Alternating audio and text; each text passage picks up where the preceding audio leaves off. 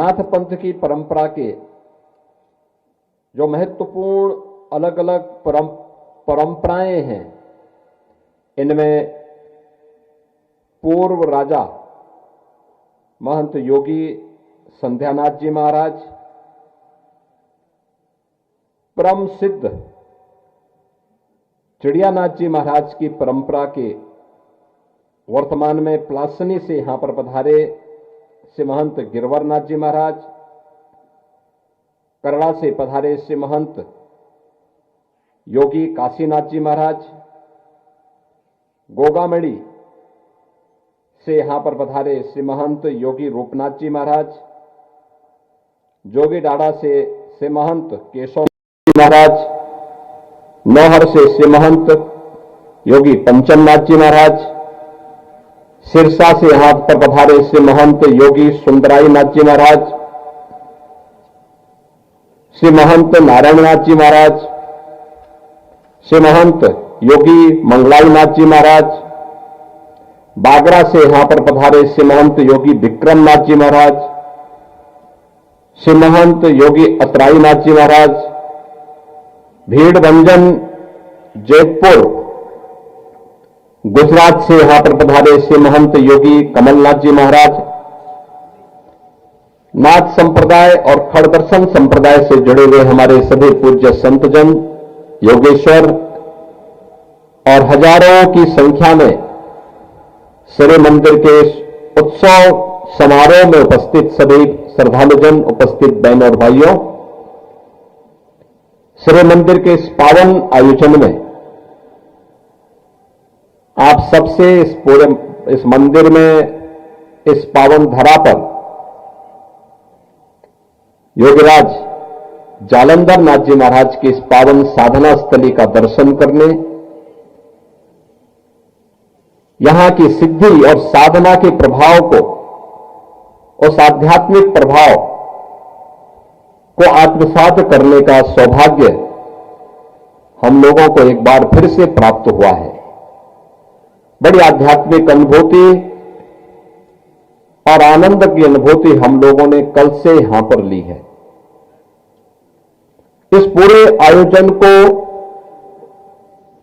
इस कुशलता के बावजूद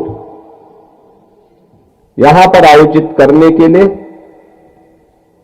मैं महंत पीर गंगानाथ जी महाराज को, जिन्होंने ब्रह्मलीन महंत पीर शांतिनाथ जी महाराज के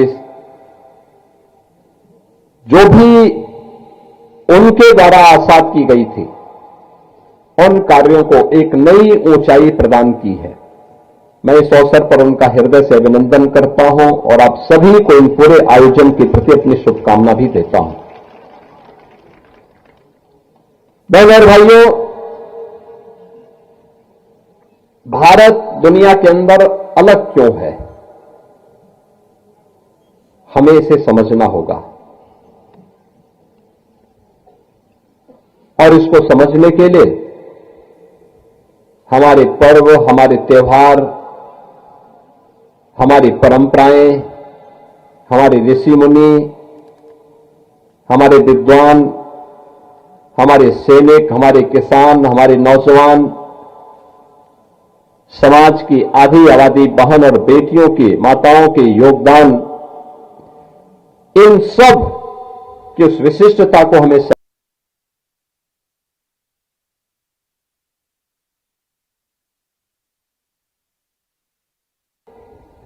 महाभारत ने कहा है कि दुर्लभम भारतीय जन्मम मानुषम तत्र दुर्लभम, यानी भारत में जन्म लेना दुर्लभ है और उसमें भी मनुष्य के रूप में और दुनिया के अंदर देशों की संख्या 200 से ज्यादा है, लेकिन भारत जैसा कोई नहीं है। आप सोचो ना, ये श्री मंदिर में जालोर शहर से यहां पर पहुंचने में व्यक्ति जब चलता है, जालोर शहर से पैदल चले तो 1 घंटा कम से कम उसको लगता है। पहले शांतिनाथ जी महाराज ने, अब गंगानाथ जी महाराज ने यहां पर आने का अच्छा मार्ग बना दिया है।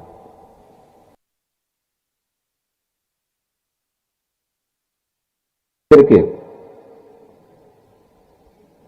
नवनिर्माण के प्राण प्रतिष्ठा कार्यक्रम में यहां पर पधारे थे।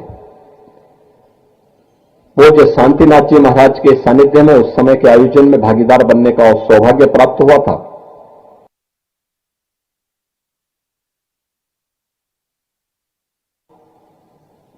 शंकराचार्य मैं देख रहा हूं, हजारों की संख्या में श्रद्धालु आ रहा है, हजारों की संख्या में। यहां का आध्यात्मिक प्रभाव अलग ही है। हम लोग हजारों की संख्या में यहां पर एकत्र हैं, कोई भय नहीं, हर व्यक्ति में निश्चिंतता है। इस आध्यात्मिक प्रभाव में हर व्यक्ति डूब करके आनंद से भाव विभोर है,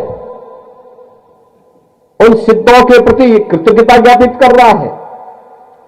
राजा मानसिंह के प्रति जिन्होंने इस मठ के नवनिर्माण में सबसे पहले योगदान किया था, यहां के उन वीरों और वीरांगनाओं के प्रति भी कृतज्ञता ज्ञापित कर रहा है, जिन लोगों ने इस सबके संरक्षण में अपना योगदान दिया था।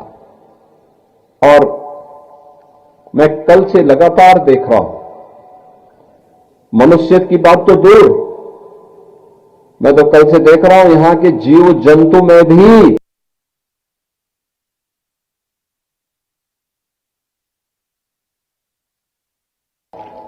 बाबा जी बंदरों के लिए भी एक कहा बनाया है। तो मुझे आनंदनाथ जी ने बताया कि यहां पे जो है ये बंदरों का भी चौराहा है। हम लोग रुके, तब तक ढेर सारे बंदर वहां पे आ गए। और अक्सर हम देखते हैं कि बंदरों का स्वभाव होता है ना कि वो छीना झपटी करते हैं, वो बहुत शालीनता के साथ, यानी मनुष्यों को भी सीखना चाहिए। क्या शालीनता थी, हमने एक को रोटी दी और रोटी खाने लग गया। उसको मैं दूसरा दे रहा था, उसने तब तक दूसरी नहीं ली जब तक अपने हाथ की पूरी खा नहीं ली। आप मुझे सोचो कि अगर मनुष्य भी अपने जीवन में हड़पने की बजाय, संचय करने की बजाय, जिसके पास नहीं है उस तक पहुंचाने का भाव रख ले, तो दुनिया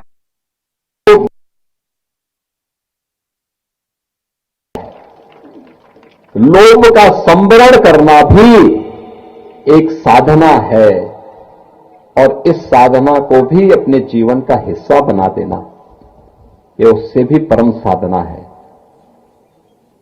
मैं भौचक था, क्योंकि हम लोग, मैं अक्सर देखता हूं जीव जंतुओं के साथ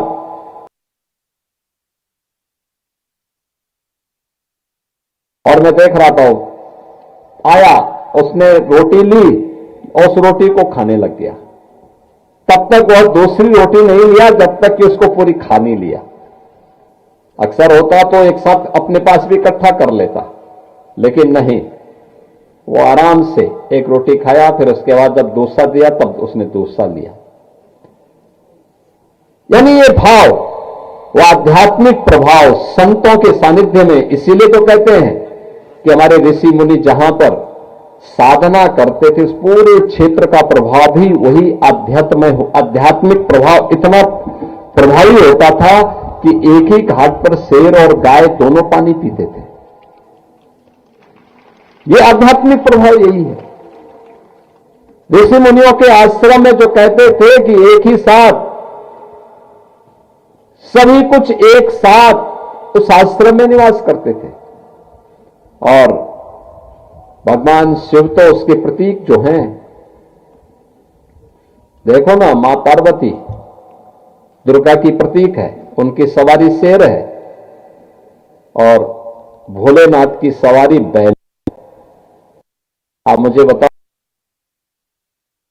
शेर छोड़ेगा क्या? गणपति की सवारी चोवा है और भोलेनाथ के गले में नाग है। यानी उसका बहुत आसान शिकार होता है, लेकिन वो छेड़ नहीं रहा है। कार्तिकेय की सवारी मोर है, यानी वो मोर सांप का भी दुश्मन माना जाता है, लेकिन सब एक साथ मिलकर के जीवन चक्र को संचालित कर रहे हैं। यही जीवन है, जहां विरोध को भी अपने में समाहित करने की सामर्थ्य हो और समाज की समतामूलक समाज को एकजुट करके हम एकता के सूत्र में आगे बढ़ाएं। और यही भारत है। भारत जिसने दुनिया को जीने की कला सिखाई, जीवन कैसे जिया जाता है, ये दुनिया को भारत ने सिखाया। और इसीलिए दुनिया के अंदर भारत एकमात्र देश है जिस देश के बारे में कहा जा सकता है कि यह देश बना है ऋषि मुनियों की साधना से, वीर और वीरांगनाओं के बल से, अन्नदाता किसानों के परिश्रम से, कारीगरों की उद्यमिता से, हस्तशिल्पियों की हस्तशिल्प से और श्रमिकों की पसीने से इस देश का निर्माण हुआ है। समाज का हर तबका उसके साथ जुड़ करके जब योगदान, तो वह एक भारत श्रेष्ठ भारत बनता है। हर व्यक्ति के जीवन का यही लक्ष्य होना चाहिए। हर व्यक्ति के जीवन का यही लक्ष्य होना चाहिए कि इस एक भारत श्रेष्ठ भारत के निर्माण के लिए जो हमारे पूर्वजों की ख्याति है, जैसे 375 वर्षों की एक लंबी परंपरा को सजो करके पीर गंगानाथ जी महाराज ने उस परंपरा को उत्सव में बदलने का काम कर दिया। उनका स्वास्थ्य अनुकूल था, सबके बावजूद उन्होंने जो कुछ भी पीर शांतिनाथ जी महाराज ने अपने समय में सोचा था उसको व्यावहारिक धरातल पर उतारने का काम कर दिया। परिणाम आप सबके सामने है।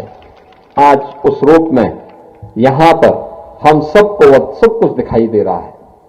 और यहां पे मंच पर बैठे हुए हमारे जितने योगेश्वर है वो अपनी गुरु परंपरा को उसी रूप में आगे बढ़ाने का काम कर रहे हैं, उसी रूप में बन रहा है। आप बाबा मत्स्यनाथ पीठ स्थल बोहर में जाकर के देखेंगे, वहां पर मंदिर का भव्य निर्माण, वहां पर स्वास्थ्य के लिए, शिक्षा के लिए, लोक कल्याण के लिए अनेक कार्यक्रम उसके माध्यम से वहां पे संचालित हो रहे हैं। अपने लिए नहीं, समाज के लिए, व्यक्ति के लिए नहीं, समिष्टि के लिए, सबको एक साथ जोड़ने का सामर्थ्य बिना भेदभाव के प्रत्येक को उसका अधिकार प्राप्त हो जाए, बिना भेदभाव को उसका हक मिल जाए, सम्मान मिल जाए। आप फतेहपुर में चले जाइए, बाबा अमृतनाथ जी की पावन पीठ पे, वहां पर आध्यात्मिक वातावरण की अपनी एक अनुभूति अलग होती है। वहां पे लोक कल्याण भी है, भक्ति भी है, साधना भी है और समाज को अपने में जोड़ करके उस सामर्थ्य के माध्यम से लोक कल्याण का एक बड़ा अभियान भी है। आप गोगामेड़ी में चले जाइए, आपको ये सब काम देखने को मिलेंगे। यानी हम सबका दायित्व क्या बनता है, हम भी इस परंपरा को आगे बढ़ाने में अपनी ओर से कुछ प्रयास प्रारंभ करें। और मैं तो भौचक था कि जब हम लोग 2015 में यहां आए थे और उस समय आकर के हम लोगों ने ब्रह्मलीन पीर शांतिनाथ जी महाराज के सानिध्य में श्री मंदिर के उत्सव के कार्यक्रम में भागीदार बनने का अवसर प्राप्त हुआ था। उस समय जिस अच्छी व्यवस्था को हम लोगों ने देखा था, जो एक सुव्यवस्था दिखनी चाहिए, जो अनुशासन दिखता है व्यवस्था में, उस अनुशासन में पीर गंगानाथ जी महाराज के सानिध्य में उनके शिष्यों ने उस व्यवस्था को और भी अच्छे ढंग से सुव्यवस्थित रूप से आगे बढ़ाने में ही अपना योगदान किया है, उसको कम नहीं होने दिया है। और गुरु परंपरा के प्रति कृतज्ञता ज्ञापित करने का यही एक अवसर होता है। इसीलिए तो कहते हैं ना कि दुनिया में जन्म तो कोई व्यक्ति कहीं भी ले ले, लेकिन दुनिया के अंदर वो जन्म लेगा तो ऋषियों की, मुनियों की, संतों की, योगेश्वरों की परंपरा के साथ उसको जुड़ने का अवसर नहीं प्राप्त होगा, क्योंकि उनके पास इसके अलावा कुछ भी नहीं, उनके पास कुछ भी नहीं। हमारे पास तो एक लंबी विरासत है, एक लंबी परंपरा है। कोई ना कोई सनातन धर्मावलंबी किसी न किसी ऋषि के साथ अपने गोत्र को जोड़ता है, किसी न किसी परंपरा के साथ जोड़ करके, किसी न किसी आश्रम के साथ जोड़ करके, किसी न किसी संतों का, किसी न किसी योगेश्वरों को अपने साथ अपना संवाद जोड़ करके, संबंध जोड़ करके उस परंपरा के साथ वह ऐसा रस बस जाता है जैसे एक परिवार का भाव उसमें दिखता है, अपनत्व का भाव, एक अभिभावक का भाव दिखता है। और उस भाव के साथ हम सबको जब जुड़ने का आनंद प्राप्त होता है तो यह केवल भारत के अंदर ही होगा, दुनिया के अंदर नहीं। और इसीलिए इसी भाव को जोड़ने के लिए ईश्वर भी दुनिया के अंदर अन्य कहीं जन्म नहीं लेते, अवतार नहीं लेते। उनके अवतार का भूमि भी भारत भूमि ही बनती है। अन्य जगहों के लिए भगवान ने कह दिया कि भाई वहां मैं नहीं जाऊंगा, मेरे दूत जाएंगे, लेकिन भारत में वे स्वयं आते हैं, किसी न किसी रूप में आते हैं। और इसीलिए धर्म जोड़ने का माध्यम बनना चाहिए। धर्म जोड़ता है,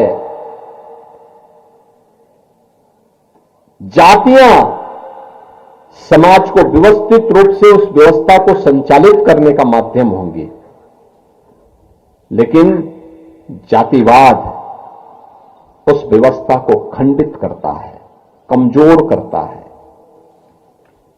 आपने यहां पर वीरों के जो इतिहास देखे हैं, यहां के वीरों के बिरमदेव हों, कीर्ति चौहान हों,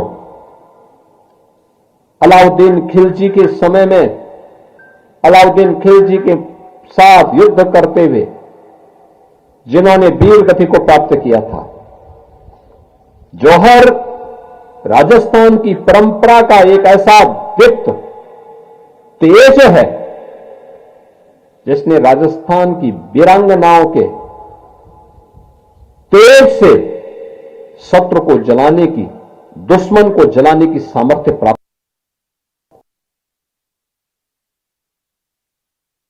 चित्तौड़गढ़ में महारानी पद्मिनी ने तो जौहर किया ही था हजारों रानी और वीरांगनाओं के साथ, लेकिन साथ साथ इस जालौर में भी वह परंपरा अलाउद्दीन खिलजी के समय, उसके बाद भी देखने को मिली है। और इसीलिए मैं कह रहा हूं, यह देश बना है वीर और वीरांगनाओं के बलिदान से,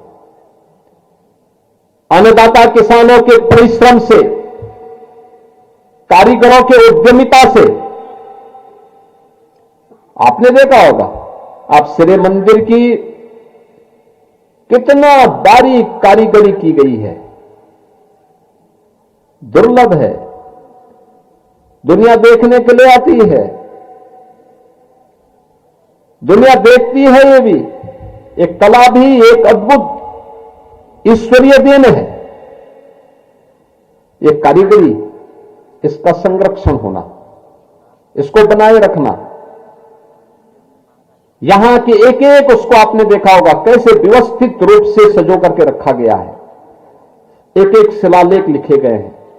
कब जोधपुर नरेश महाराजा मानसिंह ने कब कौन से कार्य के यहां पर आयोजित, कौन सा कार्य संपन्न किया था उस समय के शिलालेख में। सोचो ना, सैकड़ों श्री मंदिर का प्रारंभ निर्माण करते समय, उस समय महाराजा मानसिंह जी ने 3,51,000 रुपए से अधिक खर्च किया था। 3,51,000 करोड़ सैकड़ों वर्ष पहले खर्च करने का मतलब, आज अगर उसकी कीमत जोड़ी जाए तो आज के समय में उसकी कीमत हजारों करोड़ में आएगी, हजारों करोड़ में। और उस समय उन्होंने खर्च किया था, क्योंकि जालंधर नाथ जी महाराज की इस पावन परंपरा को सम्मान देना था, क्योंकि उन्हीं की कृपा से उनके राजवंश की परंपरा आगे बढ़ी थी। संतों की कृपा कब और कहां बरस जाए कुछ नहीं कहा जा सकता। और बहनों और भाइयों, हम भारतवासियों को इस बात पर गौरव की अनुभूति करनी चाहिए। एक समृद्ध विरासत के हम वारिस हैं। जब हम इस समृद्ध विरासत के वर्तमान के प्राधिकारी हैं, तो इसका संरक्षण करने की जिम्मेदारी भी हम सबकी होनी चाहिए, हम सबकी होनी चाहिए। और मैं तो इस बात को बोलता हूं कि जब 145 करोड़ का भारत एक स्वर में बोलेगा, दुनिया की कोई ताकत हमारे सामने ठहर नहीं सकती है। कोई दुनिया की ताकत भारत के सामने ठहर नहीं सकती है। दुनिया के अंदर आप किसी भी अन्य देश में जाएंगे, तमाम देश दुनिया के अंदर ऐसे हैं जिनकी आबादी भारत के समकक्ष होगी, भारत से कम होगी, लेकिन फिर भी अच्छी संख्या में उनकी संख्या है। लेकिन उन पे कामकाजी लोगों की संख्या उतनी नहीं जितनी भारत के अंदर है। दुनिया के अंदर 200 के आसपास जो देश हैं, इन सभी देशों के अंदर कामकाजी लोगों की संख्या अगर देखनी है तो दुनिया के अंदर सबसे अधिक कामकाजी लोग 56 से 60% लोग भारत के अंदर ऐसे हैं जो कामकाजी हैं, काम करने में विश्वास करते हैं, परिश्रम करते हैं, पुरुषार्थ करते हैं। उन लोगों की ये ताकत भारत की ताकत है। तब भारत आज प्रधानमंत्री मोदी जी के नेतृत्व में दुनिया की एक बड़ी ताकत बनने की ओर अग्रसर हुआ है। यह नेतृत्व पर निर्भर करता है कि वह इस ताकत का इस्तेमाल किस रूप में करता है। पहले की सरकारों ने बांटने में विश्वास किया, परिणाम था हम आपस में बटे थे, जाति के नाम पर बटे थे, क्षेत्र के नाम पर बटे थे, भाषा के नाम पर बटे थे। जाति, क्षेत्र और भाषा का विभाजन देश को कमजोर कर रहा था। कहीं कश्मीर की समस्या थी, कहीं पे अन्य समस्याएं थी, नक्सलवाद की समस्या अलग थी, भाषाई विवाद अलग थे, जातीय संघर्ष अलग था, अराजकता का तांडव होता था, शासन की सुविधा का लाभ गरीबों को नहीं मिल पाता था, दलितों वंचितों को नहीं मिल पाता था, अति पिछड़ी जातियां उससे वंचित रह जाती थी। मोदी जी आए, उन्होंने देश को एक स्वर में जोड़ने का काम किया, कश्मीर की समस्या का समाधान निकाला, नक्सलवाद की समस्या का समाधान निकाला, गरीबों को उनका अधिकार दिलाया, हर प्रकार की सुविधा उन तक पहुंचाने का काम बिना भेदभाव के किया। एक पक्ष उसका, दूसरा पक्ष विकास का। जहां रोड नहीं वहां अच्छे रोड दिए, जहां ट्रेन नहीं वहां ट्रेन की सुविधा दी, जहां मेडिकल कॉलेज नहीं वहां मेडिकल कॉलेज दिया, जहां एयरपोर्ट नहीं वहां एयरपोर्ट दिया, जहां मेट्रो नहीं वहां मेट्रो की सुविधा दी, जहां इंजीनियरिंग कॉलेज नहीं थे वहां इंजीनियरिंग कॉलेज और आईएम जैसी संस्थाएं दी, एम्स जैसी संस्थाएं दी। और विकास के बड़े बड़े कार्य के बाद ही जब देश के अंदर अब जनता की आस्था को भी सम्मान मिलना चाहिए, ये बात जब सामने आई, पिछली सरकारें क्या करती थी? आस्था का अनादर करती थी। भारत की आस्था, सनातन धर्म की आस्था को रूढ़िवाद मानती थी, अंधविश्वास मानती थी। मोदी जी ने कहा नहीं, भारत की आस्था, सनातन धर्म की आस्था, ये भारत की आस्था है और आस्था के बगैर कोई समाज आगे नहीं बढ़ सकता। इसके लिए उन्होंने काम करना प्रारंभ किया। अयोध्या में राम मंदिर का निर्माण, यह 1947 में भी हो सकता था, 48 में हो सकता था, 49 में हो सकता था, 50 में हो सकता था। उल्टा है कि सरकारें लगातार पैरवी उल्टी करती थी। कहते थे राम हुए ही नहीं, कहते थे कृष्ण हुए ही नहीं, राम सेतु को तोड़ रहे हैं, कहते राम हुए ही नहीं। सुप्रीम कोर्ट में एफिडेविट देते हैं, कहते राम हुए ही नहीं। इसको मिथक मानते थे। कितना बड़ा अपमान।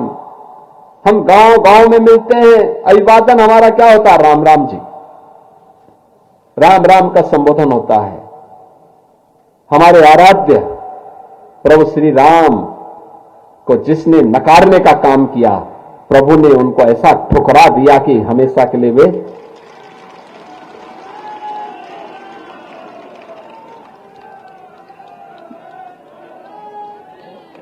आप सोचो ना, उन्होंने राम को ठुकराया, राम को नकारा, राम ने उनको ठुकरा दिया।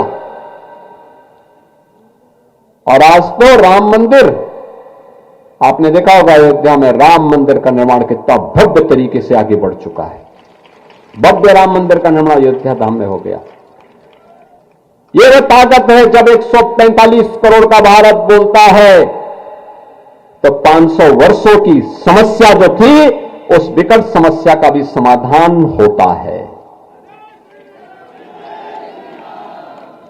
जब भी हम एकजुट होकर के बोलेंगे, सोचेंगे, एक सामूहिक प्रयास करेंगे, राम मंदिर जैसी सफलता प्राप्त होगी। कोई ताकत आपको रोक नहीं सकती है। ऐसे ही काशी में काशी विश्वनाथ धाम बन गया। इससे पहले काशी में एक साथ 50 श्रद्धालु दर्शन नहीं कर सकता था। आज एक साथ 50,000 श्रद्धालु वहां पे दर्शन कर सकता है। इतना बड़ा कॉरिडोर बन गया है। अन्य धर्मस्थलों में भी इसी प्रकार की व्यवस्था की गई। मथुरा वृंदावन में भी यही व्यवस्थाएं चल रही है। बहनों और भाइयों, करने की इच्छा शक्ति होनी चाहिए। व्यक्ति के मन में भाव हो, ये भारत की जो आस्था है, भारत की आस्था केवल एक आध्यात्मिक आस्था नहीं, यह आध्यात्मिक आस्था के साथ साथ राष्ट्र चेतना की भी एक तप्त दीप है, एक प्रज्वलित दीप है। यह आस्था बनी रहेगी तो भारत की राष्ट्रीयता को भी ऊर्जा प्राप्त होती रहेगी, भारत की एकता बनी रहेगी। उत्तर से लेकर दक्षिण तक, पूरब से पश्चिम तक भारत को यह आस्था जोड़ती है। यही आस्था हमारी सबसे बड़ी ताकत है। याद रखना, यह आस्था को बनाए रखने के लिए हम सबको अपनी उन कमियों को दूर करना पड़ेगा। जो कमियां हिंदू समाज को अतीत में गुलामी की ओर लेके गई थी, जातिवाद, छुआछूत और अस्पृश्यता का भाव, दहेज प्रथा, बहु विवाह, बाल विवाह, नशा, इन सब से दूर रहते हुए हमें विशुद्ध रूप से देश और धर्म के हित में सोचना है, कार्य करना है।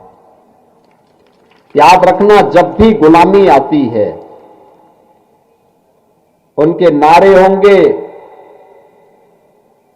सुनहरे सपने दिखा रहे होंगे, लेकिन उसकी आड़ में होगा क्या? वे खोखले होते हैं। व्यवस्था को पूरी तरह दीमक की तरह घुन लगा करके उसको ध्वस्त कर डालते हैं, जर्जर कर डालते हैं।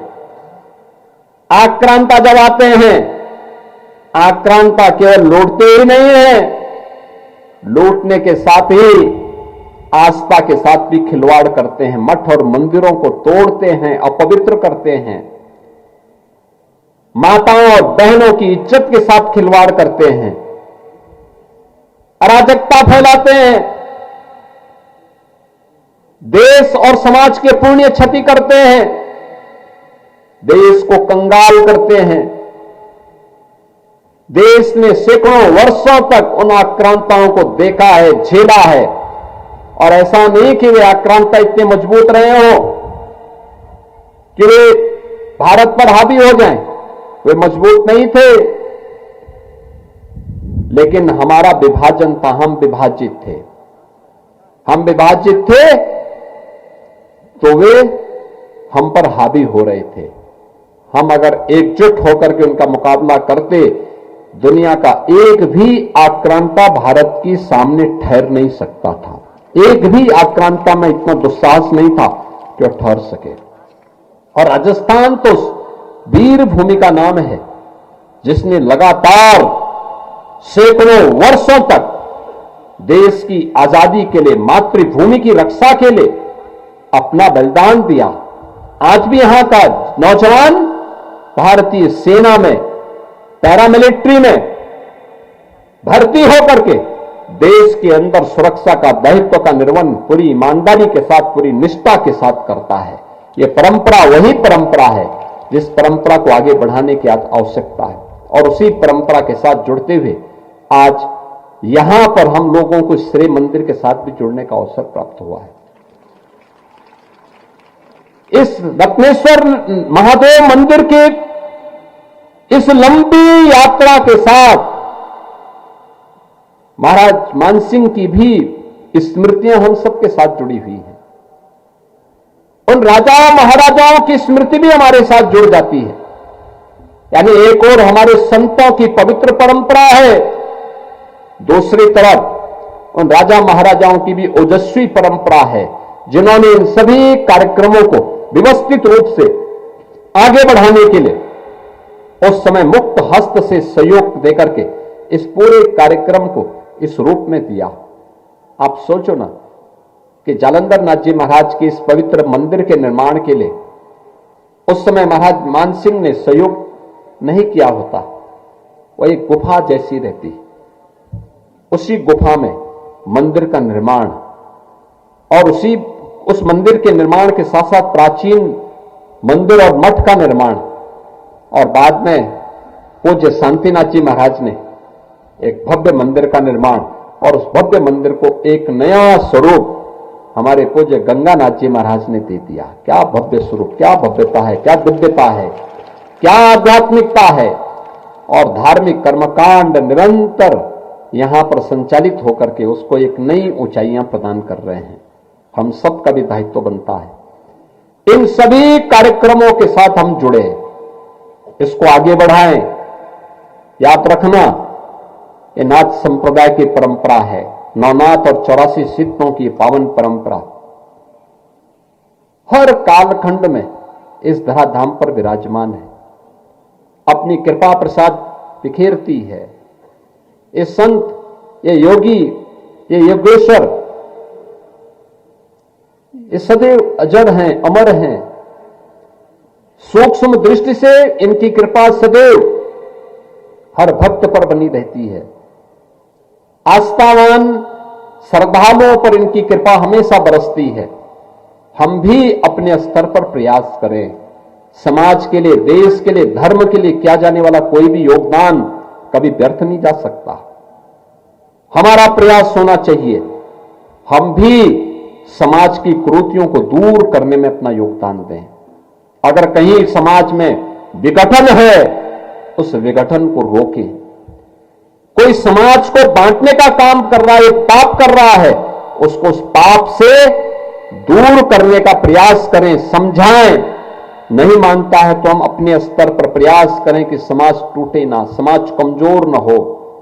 अगर कोई ये प्रयास करता है कि समाज में किसी प्रकार की नई कुरीति को हम आगे बढ़ाएं, देखिए देश के अंदर नशे के सौदागर नशे की आगोश में युवा पीढ़ी को ले जाना चाहते हैं। याद करना, नशे के कारोबारियों को हमें सफल नहीं होने देना है। देश का दुश्मन लगातार प्रयास कर रहा है। कहते हैं ना कि किसी देश के भविष्य को देखना है तो उस देश की युवा पीढ़ी को देख लो। देश का भविष्य है ये युवा पीढ़ी। अगर इस सही दिशा में है, सकारात्मक दिशा में काम कर रही है, तो इस सकारात्मक दिशा में इनके द्वारा किया जाने वाला प्रयास और इनका पुरुषार्थ भारत को महानता की नई ऊंचाई तक पहुंचाता है। अगर वह नकारात्मक है, विध्वंसक दिशा में जा रहा है, तो याद रखना, अराजकता से दुनिया की कोई ताकत रोक नहीं सकती है। दुनिया में जहां जहां भी अराजकता है, उस अराजकता के पीछे वहां की युवा पीढ़ी के साथ वहां की सरकारों के द्वारा किया गया भेदभाव और वहां पर उनके साथ किए गए अन्याय का दुष्परिणाम और देश जूझ देख झेल रहा है। हमें नशा के सौदागरों को कभी अपने तक पटकने नहीं देना है। अपने परिवार तक, अपने समाज तक, अपने नगर तक, अपने कस्बे तक, अपने गांव तक नहीं घुसने देना है। और याद रखना, नशा खतरनाक है तो नशा के साथ साथ स्मार्टफोन भी उतना ही खतरनाक है। इससे भी बचें। एक प्रयास होना चाहिए कि उम्र से कम के बच्चों को स्मार्टफोन न दें। मैं खासतौर पर माताओं से कहूंगा, बहनों से कहूंगा, कतई न दें। बच्चा रो रहा है तो उसको कुछ देर रोने दीजिए। वो नाराज हो रहा है, कुछ देर नाराज होने के बाद फिर ठीक हो जाएगा। एक ये जो स्मार्टफोन है, और जब दिन भर उसको देखता है ना, तो एक तो उसकी आंख की रोशनी पर प्रभाव पड़ता है। दूसरा, जितना समय वह उस स्मार्टफोन पे खर्च कर रहा है, 4 घंटे, 5 घंटे, 6 घंटे, 8 घंटे, उतना समय वह अगर अपनी पाठ्य पुस्तकों और अच्छी पुस्तकों को देखें, उस पर लगाएं, योग करें, व्यायाम करें, कसरत करें, इस पर लगाएगा तो उसका जीवन सुंदर होगा, व्यवस्थित होगा, आगे बढ़ेगा। वो स्मार्टफोन उसका समय भी खराब कर रहा है, उसका श्रम भी खराब कर रहा है, उसकी आंखों को भी खराब कर रहा है और उसकी सोचने की सामर्थ्य को भी, बुद्धि को भी कुंठित कर दे रहा है। डिप्रेशन का शिकार हो रहे हैं लोग। तमाम ऐसे गेम उसके साथ जुड़े हुए हैं जो गेम उसको नकारात्मक दिशा की ओर ले जा रहे हैं। तो नशा के साथ साथ स्मार्टफोन को भी रोकने की दिशा में एक नया प्रयास हमारा होना चाहिए। नशा को रोकने, नशा और स्मार्टफोन दोनों पर बराबर प्रहार। और जो हमारे युवा हैं उनको भी मैं कहूंगा, से कम इस्तेमाल, जितना आवश्यक हो उतना ही करिए। दिन भर उसको कान में बंद रखिए, दिन भर उसमें मत देखते रहिए। परिवार के बीच में है तो कुछ समय अपने परिवार के लिए निकाल लीजिए। परिवार के लोगों के साथ बातचीत करिए।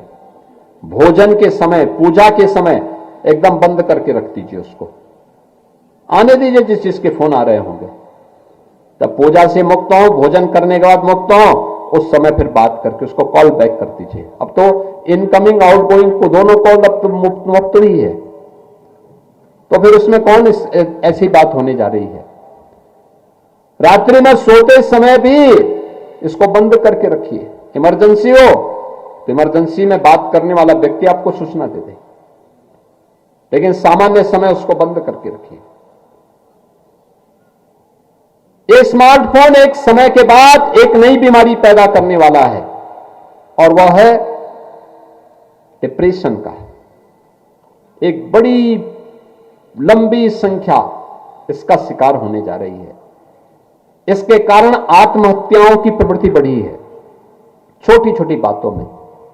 अरे जीवन में सफलता और असफलता एक दूसरे के पूरक होते हैं।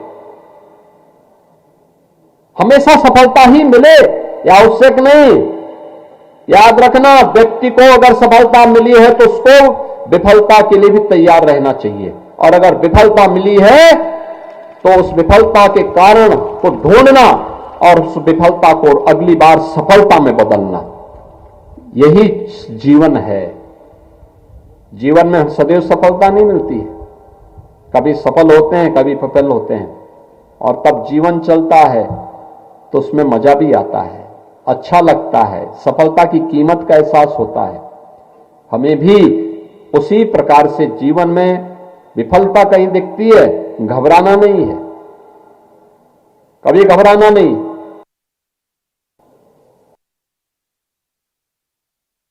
हम मुकाबला करेंगे, चुनौती हमारे सामने है, हम उसका मुकाबला करेंगे, उसको और अच्छा बनाने का प्रयास करेंगे। हम क्यों घबराएं? कोई आपके भाग्य को थोड़ा ले सकता है। और जब तक ईश्वरीय कृपा नहीं होती न तब तक कुछ भी नहीं मिलता है, और अगर ईश्वरीय कृपा हो गई है तो कोई आपको रोक भी नहीं सकता है।